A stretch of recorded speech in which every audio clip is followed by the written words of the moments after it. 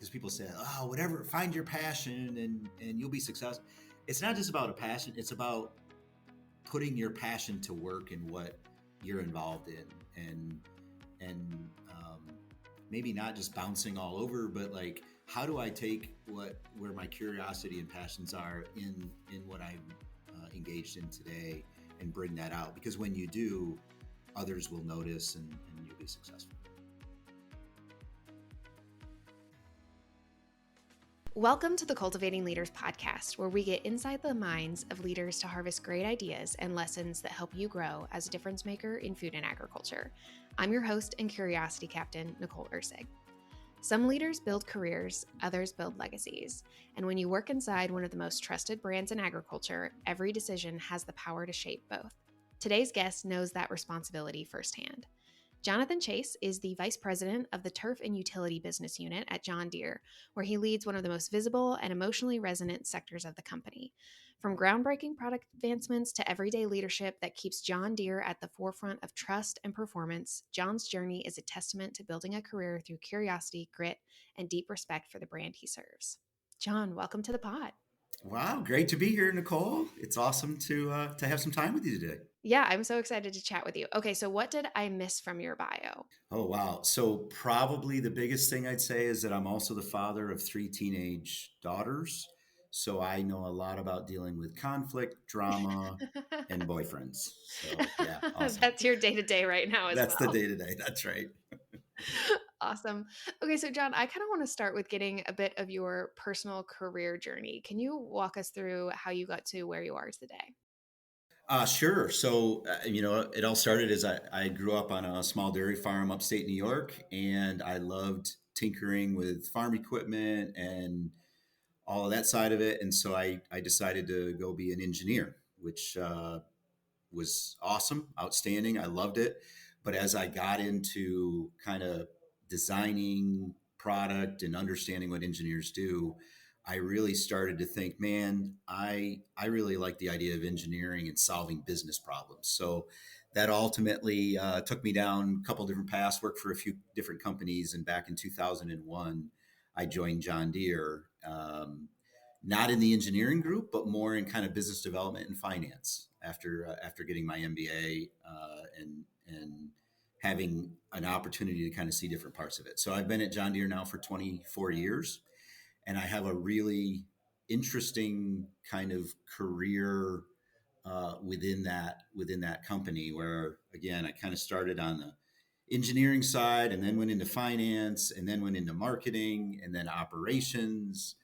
And so I've kind of been across the board in multiple different aspects of it. So, but I have a huge passion for our brand, for our customers, and for agriculture in general. Yeah, absolutely. I think it's got to feel cool to get to wear the John Deere logo and go out there and represent it especially in so many different capacities. Absolutely. It's the most, how do I say? It's one of those things that I look back on and I'm just so proud of, to be able to wear the John Deere logo and to be able to talk with customers that are just the salt of the earth and that really they put food on the table every day. Right. So it's awesome to be able to do that. And it's also a lot of responsibility that comes with it too. Oh yeah, absolutely. Tell me, that's a lot of different areas of the business that you have moved through.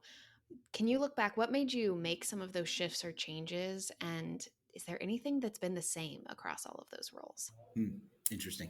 So, I mean, certainly what's kind of fueled my career, I'd say, for lack of a better term, is a curiosity. Like, I just wanted to be able to understand, sitting in a room with a marketing person, uh, a supply management person, an engineer, like, I wanted to be able to understand the different perspectives that people had. And so there was kind of a curiosity to me of like, okay, I maybe don't know everything about operations, but I'd like to be able to understand that aspect of it and how it feeds in.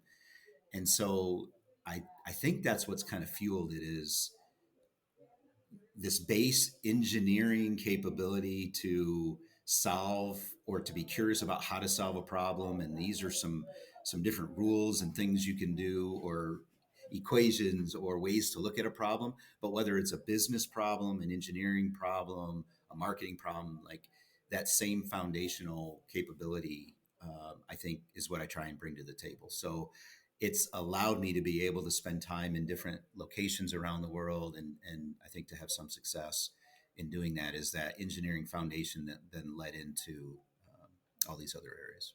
Yeah, that's a really cool way to look at it. I enjoy the curiosity piece of it too. And then you can, as you're in a room with those people, know what it feels like to be in their shoes.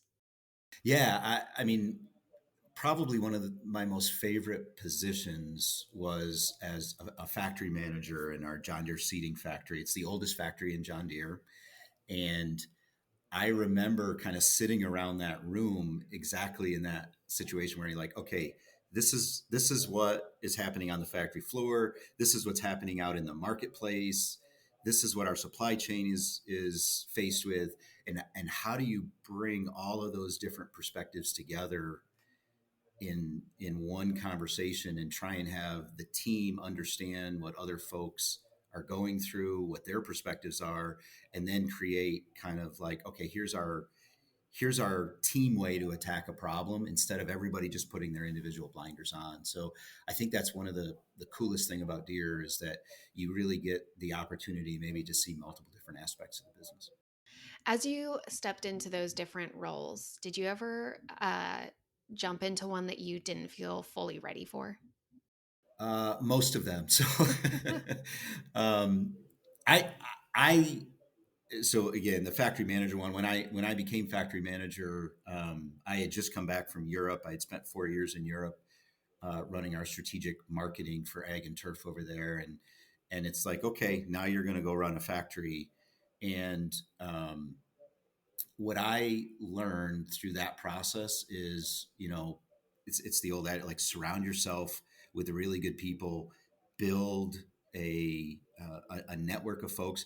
Don't be too shy to ask questions. I remember my first couple meetings where there's 40 different acronyms being used, and I'm like, okay, can we just stop for a minute? Like, I'm not sure what that really means, but surrounding yourself with that, and then to me, what I would do in that setting is I would go out and I would walk the factory floor and I would talk a lot with people on the factory floor and get their feedback and understand like what's really working, what's not working, what's the big problems of today. Every Tuesday morning, I would go out on third shift and walk, and then I would go on first shift and walk and get that feedback.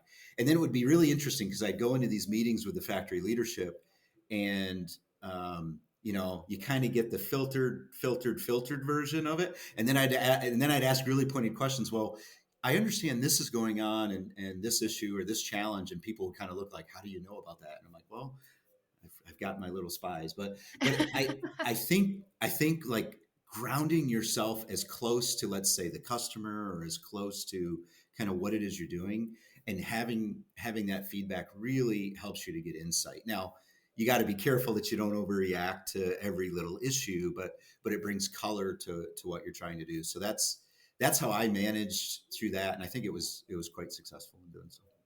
Yeah. What advice would you have for someone who maybe is curious about a different role it's not their background? What would you tell them to encourage them to go and try something, even if they're not like ready for it or they don't have the right credentials? Yeah. So I always think of your career development like there's there's three legs to the stool, maybe for an analogy to it. Like there's the function that you're in, there's the kind of product or product lines, and there's the people. And if you think about changing one of those three, then it's a fairly easy transition. So if you kind of go, hey, I'm going to stay in, let's say, accounting, but I'm going to go into a different product line and do accounting, but I still interact with some of the same people. So that's the easiest transition. If you change two of those, it's a little bit harder. Where, hey, I want to try. I'm in accounting today, and I want to get into marketing, but I'm going to do it with the same products I'm used to, and maybe some different people, then that's a little bit harder to transition, but it's possible. If you change all three of those at once, those are the hardest transitions. So if you're thinking through, and it doesn't mean you can't do that, but just that's what takes a little bit longer for you to maybe get up to speed. And that's kind of what I went through in the example I used on going from a marketing to a completely different product in a different region with a different function. And it took me a while for that to happen and for that runway.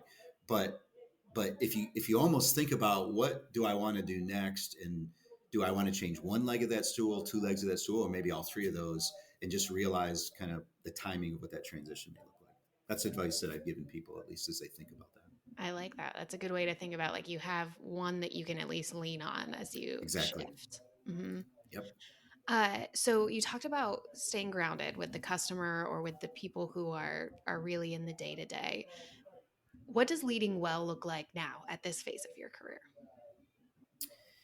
Yeah. So, I mean, I think a lot of that same characteristic is in place. So, where I am today, I mean, I lead our turf and utility business, which is everything from the lawnmowers that you may see in a mass channel and all the way through our dealers, the premium machines, as well as commercial, the golf business, Gator utility vehicles, small tractors. So I've got a broad range, and it's global.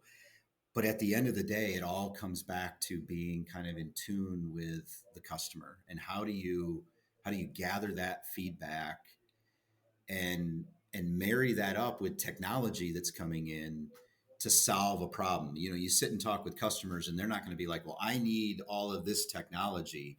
They're saying, well, here's the challenge I have every day that I'm dealing with, and boy, if you could make this easier.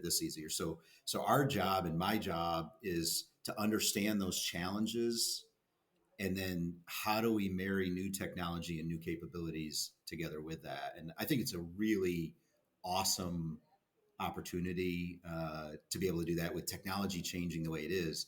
But we get also from customers like, I don't need all this technology. I don't even know how to use all this technology. So the magic is, how do you do sort of what the Apple iPhone did, is where there's a ton of capability packed into something, but make it super easy for people to engage in that technology and solve problems every day, and do it in a way that brings high quality and capability to it. So that's what we're focused on today. And then obviously you got to hit a cost and a capability, so that people can access it.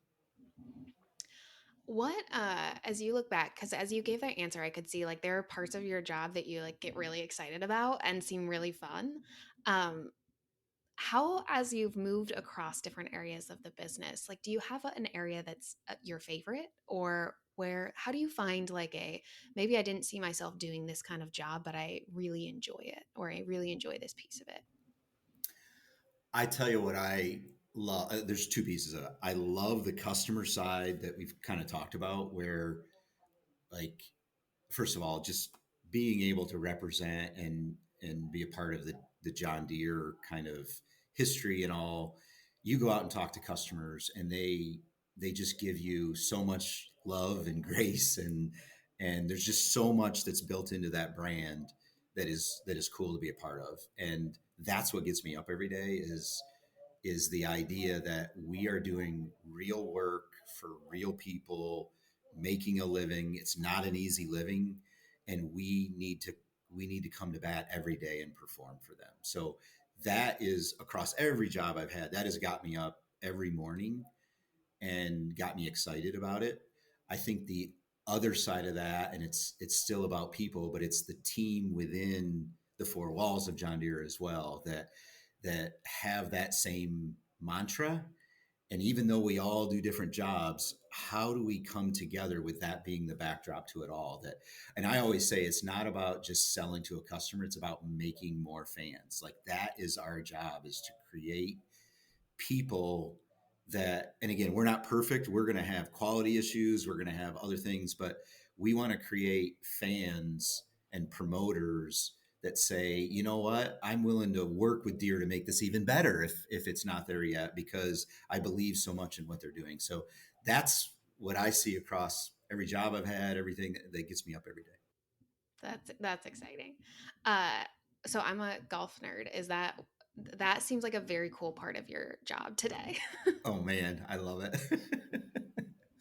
So I have to ask what that part's like. Yeah. So what's really cool is, for a lot of my products that I've talked about, I don't really interact, or I don't have the dealer channel piece of it. I mean, that's kind of merged together. But on golf, I do, and that's the global dealer piece, and that includes being able to host superintendents from golf courses.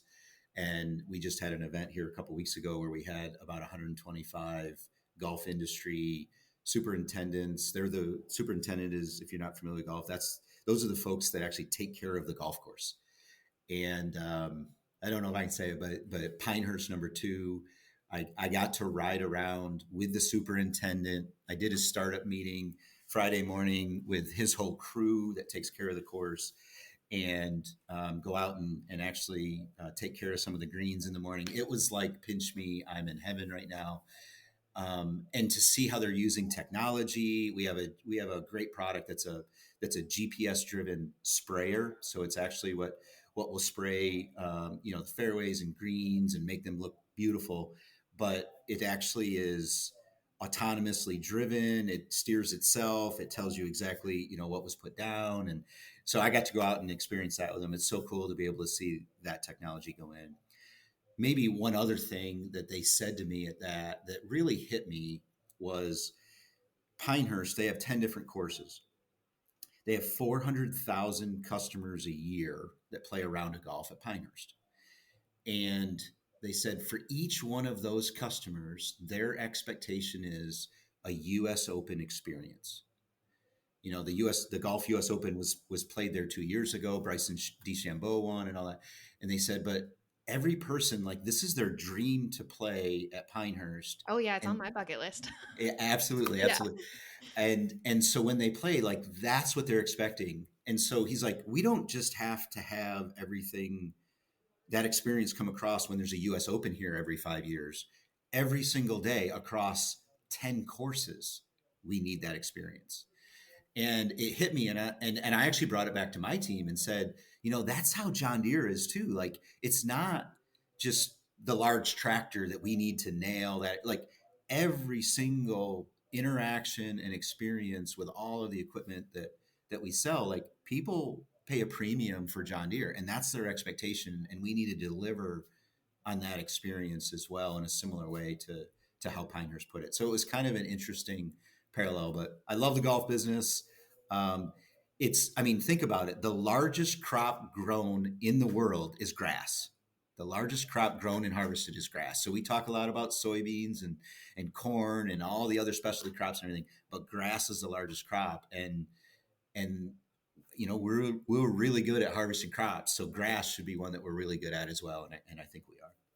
I love that perspective because I think you're right. So often, especially John Deere, you think big tractors, you think large commodities, and that's absolutely a part of your business and your heritage and who John Deere is. But for me, I would have never considered, at least early on in my career, the importance of agriculture when it comes to things like a golf course and how agriculture can affect your daily life in other ways that aren't just the food that you eat and like the typical things that we think when we think ag. Yeah, and that's what's super exciting about where we're going is the tech stack that is really leading in the agriculture industry, and the ability to go from, understanding what's happening in a field down to a section of a field. And now we're getting down to the individual plant health, like that one corn stalk, what's happening with that and how do we maximize it? And that's what technology and GPS and what we're able to do with see and spray and all this technology within ag has come to that point of being able to think about the individual plant. Well, that same tech stack, I believe, has huge opportunities across the other parts of our business. So whether you go into the construction part of the business where you've got grade control, and it's all about moving dirt once in construction. You don't want to move it several times, right? So if you can take GPS and be able to just move that piece of dirt once, like, you can save all kinds of efficiency. And then you bring it into the turf business that I'm talking about, the same thing. How do you bring that capability to a golf course where they're doing 80% of the same things as what we're doing in agriculture? And how do we leverage that across, whether it be autonomy or whatever it is that we're looking at doing? How do we drive sustainability? How do we spray less herbicide? How do we make sure we're maximizing the yield all of those different things are very similar. So that's what's really cool about the tech stack across our business. Yeah, that's so fun to think about. So, knowing the legacy of John Deere and the heritage and the culture of agriculture that's so rooted in tradition, and even as we're talking about the cool things that are coming from a precision management standpoint as we think about technology, how do you balance that like heritage and the importance of the know-how and what I'm going to say like institutional knowledge of someone who's managing that land, whether it be a farmer or a golf superintendent or whoever that may be, with the technology that can help make some of these decisions or do some of these things for us? Yeah. It's a really interesting question. It's sort of like how do you stay grounded in the 188 years of history that we have, yet also be a technology leader and bringing it together. And it's not easy because, you know, technology for technology's sake is not a good outcome. It can be super complicated. It can be I can't work on my equipment. I can't figure this out. There can be bugs. So there's a real dynamic here of how do you balance the two. What I what I believe is super important is first and foremost the job that we're trying to do with piece of equipment or whatever it is. Like we need to make sure the quality of the equipment and the job is second to none. So the hardware that and the iron and all that we need to deliver a quality product hands down, and it needs to work every single day. And then the quality of the job that it performs needs to it needs if we're building a lawnmower, it better be the best product out there to make long grass short. Like that's how we look at it. So the fundamental capabilities of the product need to come through. Then as you layer technology on top of that, it's okay, how do we take that job that this piece of equipment is doing and make it more efficient, make it smarter, make it automatically change maybe settings to optimize settings on it to do an even better quality? How do we give feedback to the operator or the business manager or whoever that is to say, look, so for example, a professional landscape contractor that maybe has 4 different crews that out and take care of people's lawns, like let's give you feedback on all the equipment that comes back in. This crew always gets done like an hour sooner. Why is that? Is it because they're just a better group of people, or is it because the way in which we've laid out their path is more efficient? Like, how do you use data to bring all of that back to bring insights to people? But if it's just dumping data and a bunch of technology, like it's impossible to do. So we try and think through what is the problem, what are we trying to drive with this customer segment, and how does machine learning, how does big data, how does all of that allow maybe better decisions to be made, and how do we elevate those decisions so people can get the insights from it? So we spend a lot of time trying to do that. It's not easy. It can be super complicated, but our job is to, I always use the duck on the water. Like it may be complicated inside our 4 walls, but we need to make sure that it's not complicated to the customer and they're just seeing the duck on top of the water and not all the things maybe going on under the water. So we don't always do that perfectly. I know, we've got customers that have gotten frustrated when I can't figure out how to fix this and how does this, you know, bug. So it's how do you work with customers through the journey as well?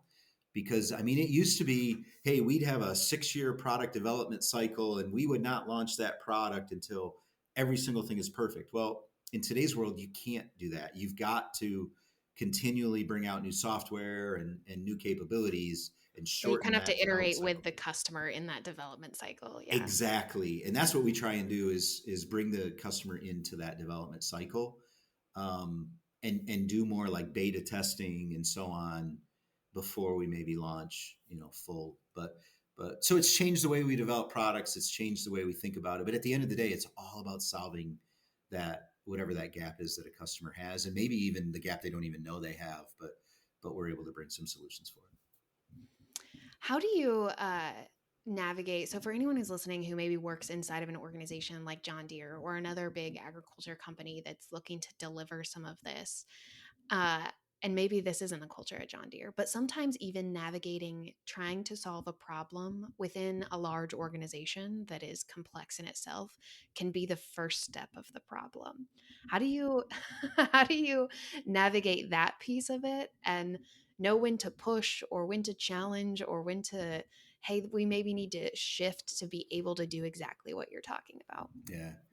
I mean, certainly that's a huge challenge. I think there's sort of two parts to that. How do you make sure there's a top down and a bottom up? How do you make sure from the top down we're setting a really good strategy of what's important? You know, I talked about this tech stack earlier and how we try and think about it where let's make sure that as we develop technology, we're not we're not vertically developing it for only this application. Let's make sure we're thinking across applications, across customer segments when we build a technology, um, so that you're not having to like rewire everything. You're able to take and leverage 80%. So the top down strategy of how we structure solutions and how we think about our objectives as an organization is super, super important. But then how do we try and drive from a bottom up as much of once you have that in place, a bottom up decision making where people that are closest to whatever the challenge is, whatever it is, have the freedom to be able to make the best decision. And it's not, thou shalt do this from the top down, because that's when you get into this mindset of like, okay, doesn't matter what I do. They've already told me the answer. I don't agree with it. It wasn't mine. That's where you get disengagement. That's where you get people going like whatever. So I think the magic is how do you bring from the top down the rule or the guidance and the framework to be successful, but then empower people from the bottom up to be able to engage in that framework and make the decisions that really need to get made. So we're not perfect at it by any stretch, but I think we try really hard to think about the balance between kind of that top down and bottom up. And I think all organizations need to wrestle with that a little bit of how do you make sure that people feel like there's freedom to be able to go out and innovate and come up with new ideas, but they're able to tap into an overarching umbrella of technology or process or whatever to then go deliver those to the market. So anyway, that's at least the way I think about it. Yeah. I love the like bottom up decision making idea. In what advice would you have to a leader who maybe struggles with delegating decision authority? I mean, there's one thing to delegate tasks and to offload things, but to you aren't going to make the decision anymore, and I'm going to trust other people to make those decisions.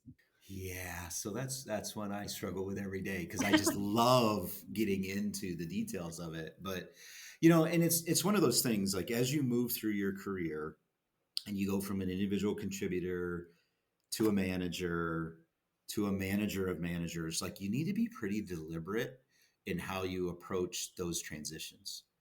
And I've known several, okay, so really like awesome engineer that then became a manager of engineers and they really struggled.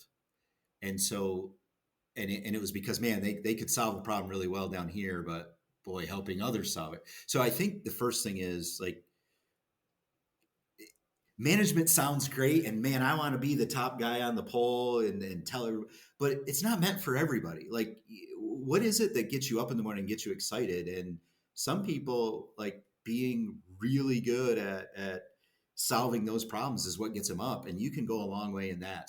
So it's not for everybody, is the first. But the second is when you make those transitions to going from an individual contributor to manager or manager of managers, like be really deliberate.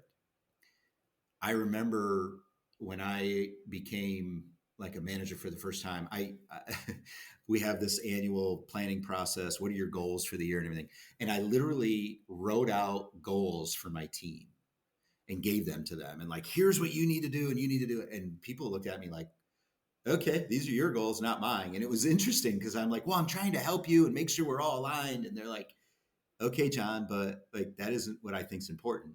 And it was one of those learnings to me.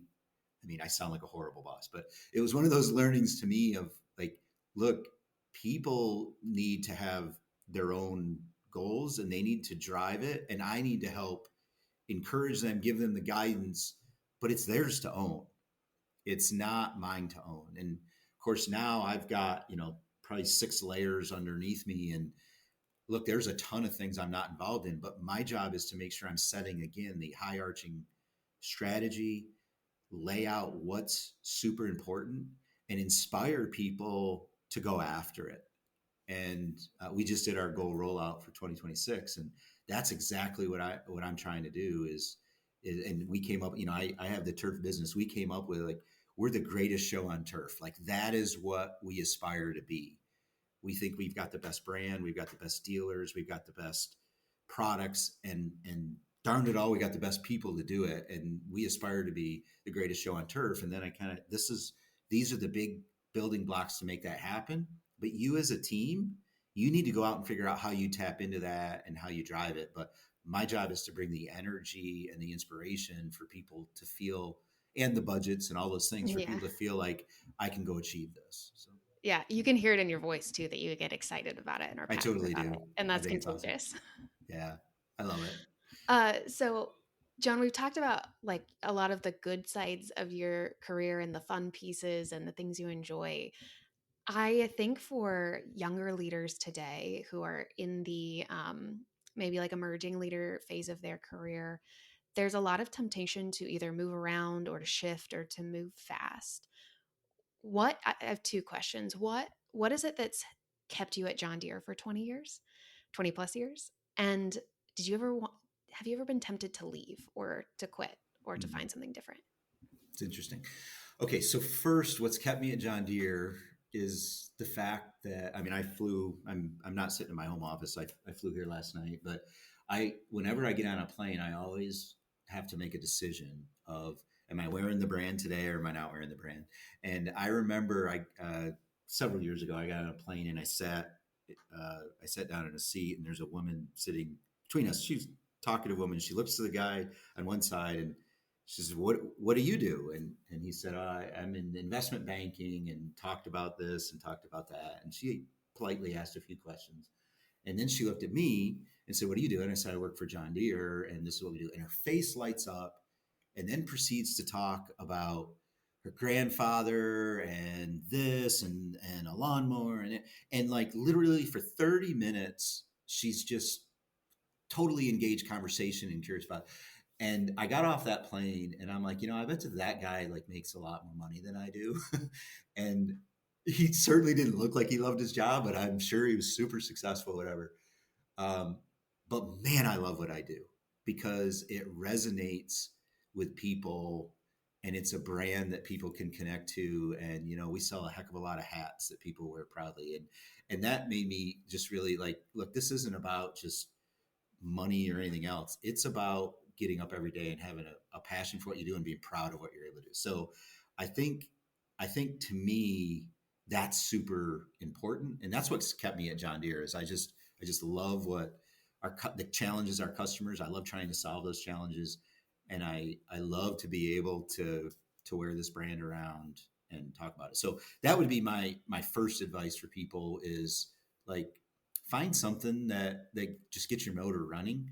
And it's not that you need to be like, hey, I'm so passionate about this. And like, I love golf. And I, at one point thought that, my passion was going to be a professional golfer. There's no way I could make a living being a professional golfer. So it's not just like, because people say, oh, whatever, find your passion and you'll be successful. It's not just about a passion. It's about putting your passion to work in what you're involved in and maybe not just bouncing all over, but like how do I take where my curiosity and passions are in what I'm engaged in today and bring that out, because when you do, others will notice and you'll be successful with I like it. Uh, have you ever had moments that have made you want to throw in the towel? it. Oh boy. Yes. I mean, I won't get into specifics of a job, but I definitely have had. I mean, let's just say going through COVID I had a large factory. I actually had three factories at the time that I was responsible for, but I sat at one of them, and it was the most difficult time I've probably ever had. You had people that were scared to come to work. You had people that this is a hoax. Like, why are we doing this? You had people that like everything under the sun and all spectrums of it. And I'm like, it was super challenging. And everybody, yeah, just you name it, it was thrown at it. We couldn't get parts. It was a challenge. And there were days where I'm like, why am I doing this?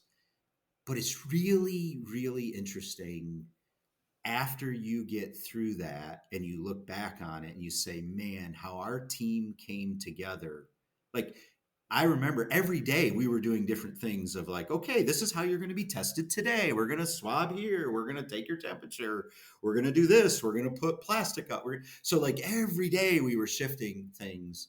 But the way the team came together and how much stronger we were afterwards, and even the whole factory and everything, like we came together, and I look back and I'm like, that might have been the best thing we ever went through because it made us stronger as a team. And again, it's the old adage, like challenges, and you don't make muscle by just sitting around. You make muscle by going to the gym, and you're actually tearing a fiber in your muscle to make it stronger. And so sometimes those challenges are the best thing that you could possibly do in your career is go to the gym and work out, and you're in pain for a couple days when you do it, especially me who doesn't go very often, but you're in pain for a couple days, but you're stronger in the process. Challenge yourself, like put your hand up and say, I want to take on this project that maybe I know I don't have bandwidth to do, but I'm going to do it because I know it will challenge me in a new way. Like, that's what makes you stronger. And I, I'll just say it. I think our generation, and even like, it's almost like, what's the easiest route is what everybody wants to look for. How do I make the most money and not have to put a lot of energy in it? And I'm like, man, that just seems like a bad recipe. Um, how do you learn the most? And I'll just go. I have a lot of people that ask me for career advice within Deere, outside Deere, and I think one of the analogies for your career that is not helpful is this idea of a career ladder. Like, how do I get to the next rung? How do I get to the next promotion? And how fast can I go up three more rungs? And I think that's a bad analogy. I prefer to use the analogy of a pyramid. Like, how do you build your career and think of it in a pyramid? Because how do you get the base as broad as you can? How do you get as many different experiences? How do you get as many different advocates within an organization, different people that look at you and say, Nicole, this may not be what she has done historically, but man, you want her on your team because she's awesome. And maybe she hasn't done this exact thing, but she will bring an energy and a perspective that will make the organization better. So take a chance on her. Like, that is what happens when you have that curiosity and you build a pyramid that's got a broad base, and not just how do I get to the next rung on this ladder. And I've also seen a lot of people that have gone up three or four rungs, and then they look at it and go, I really don't like my job. I really don't even like this function that I thought I was going to like. I want to go do something else, but now I've devoted 10, 15 years to this, and it's going to be really hard to go do that other thing. So especially people maybe in the front half of their career, like, think about how you can build a broad base, and think of your career as a pyramid and not a ladder is my advice.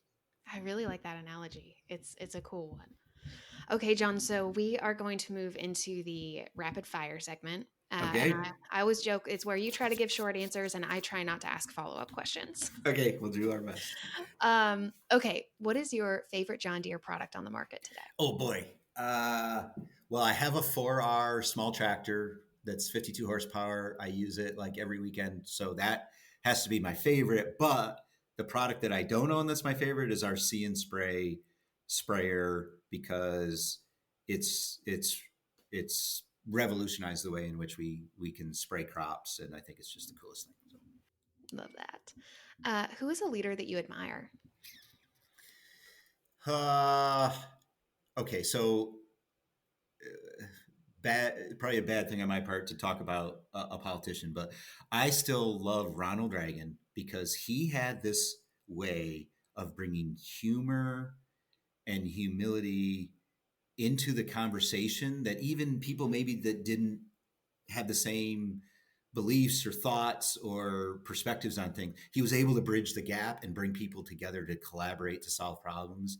And that's what I aspire to do. And I try and use humor where I can too. So he's the one I always look at and say, man, if I could just do it the way he did it. So That's awesome. Um, what is one habit that keeps you grounded? uh, getting feedback from my teenagers, because as good as I maybe think I did today, or we did this or whatever, I come home and they always remind me how much I don't understand technology or understand what's happening in the world. So how about They that? keep you humble, it sounds They like. keep me humble for sure. Yep. What is a leadership book or resource that you recommend most often? The book that I love is the book Good to Great, because it really talks about ways that you and I forgot the author right now, but it talks about ways that you can go from how companies have gone from being like really good companies to being great companies. And I think it's also got some really good personal things from a leadership standpoint. How do you go from being, a good leader to a great leader, and what are some of the recipes for that? So I highly recommend that book, and following through on some of the things in there. That is a good one. I have read that one. Describe John Deere culture in one word. Teamwork. What is a leadership value you won't compromise on? Integrity. And what excites you most about the future of the business unit that you lead in John Deere in the next decade? I would say the convergence of the hardware and the software, and just it's still a little clunky, but I think we have a great opportunity as we start bringing machine learning and AI and connectivity to pieces of equipment, the ability for all of that to bring insights that we just never thought were possible, and to tie together systems we never thought were possible in the past. I think there's a huge opportunity there. That's fun to think about. So, John, at AFA, we love hot takes, is what we call them. So, unconventional or bold opinions. So, Okay. what is a hot take that you have about leadership or the future of agriculture? I'm trying to think of a good one here. I would say like agriculture's the oldest thing out there in the world, and it is the most exciting one as we go forward. Like, how cool to be a part of something that touches every single person in this world. So the future is super bright for agriculture. I don't know if that's a hot take, but I like it. It fits your it fits your personality of Awesome. positivity. All right. Well, John, thank you so much. This has been so fun. And as Savannah and I were getting up this morning, this anyone who's listening, we recorded it, 8 a.m. first thing. We were dragging a little bit, and now I am energized, and this has been such a great way to start the day. So thank you for joining us. And as you know, at AFA, we are all about building bridges. So where can listeners connect with you or learn more about the work that you are doing at John Deere? Absolutely. So, well, thank you as well, because I was a little dragging this morning, but you guys got me pumped. So thanks for that. I appreciate it. Certainly, we're on all your social channels of LinkedIn and all of those. I try and do a fair amount out there, but the CES show is, we're going to have some exciting products there to continue to show this tech journey, Commodity Classic, Farm Progress, all the different shows, all the events. We try and participate in a lot of the AFA events as well. Just highly encourage all the listeners participate in those events as well, because they're super exciting from a networking standpoint. I love the connection between students and alumni and mid-career and companies. I just think the AFA does an amazing job to be able to do that. So yeah, look us up. Love to hear from folks. Awesome. Thank you so much, John. Appreciate you sharing all of your knowledge and time with us, and appreciate everyone for tuning in to the Cultivating Leaders Podcast. Thanks for listening to the Cultivating Leaders Podcast, brought to you by Agriculture Future of America. If you've been here before, you know we value feedback as a gift. Please leave us a review and let us know how we're doing.